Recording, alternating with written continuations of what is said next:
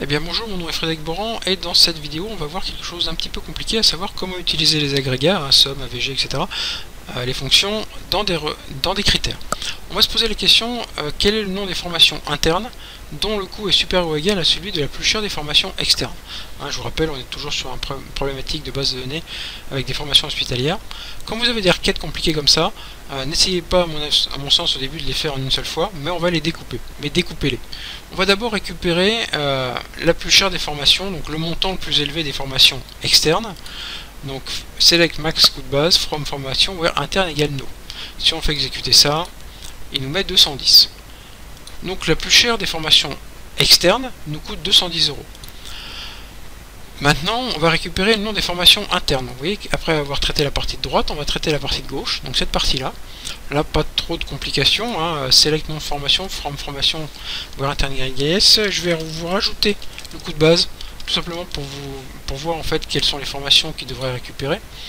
Ce qui est supérieur à 210, on a plan blanc là et logiciel CECJ. D'accord? Donc on va revenir sur notre MySQL, le coût de base il n'était pas demandé donc je vais le supprimer. Ici, donc ce que je vais rajouter en fait c'est aller récupérer, ce que je veux c'est récupérer ici dans mes formations, le coût de base, les formations pour lesquelles le coût de base il est strictement supérieur au maximum de ce que j'ai des coûts de base. Or ça, ce n'est pas possible. Retenez ça.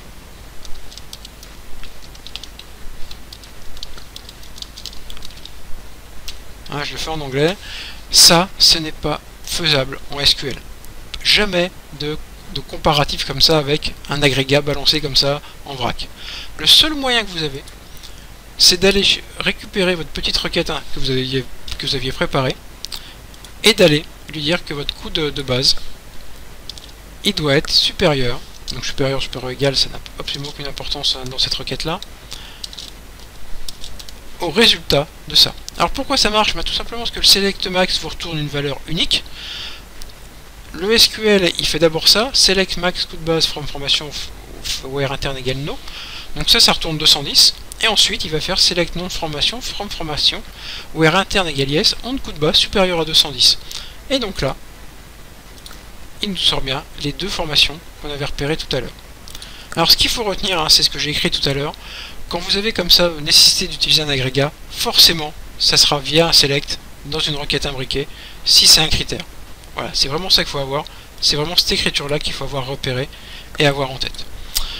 Voilà, je vous remercie pour cette vidéo. Donc dans une prochaine vidéo, on va attaquer les regroupements, quelque chose un peu plus difficile. Je vous laisse vous abonner à ma chaîne, allez voir sur mon site des exemples d'utilisation de ces écritures-là, et il ne me reste plus qu'à vous remercier.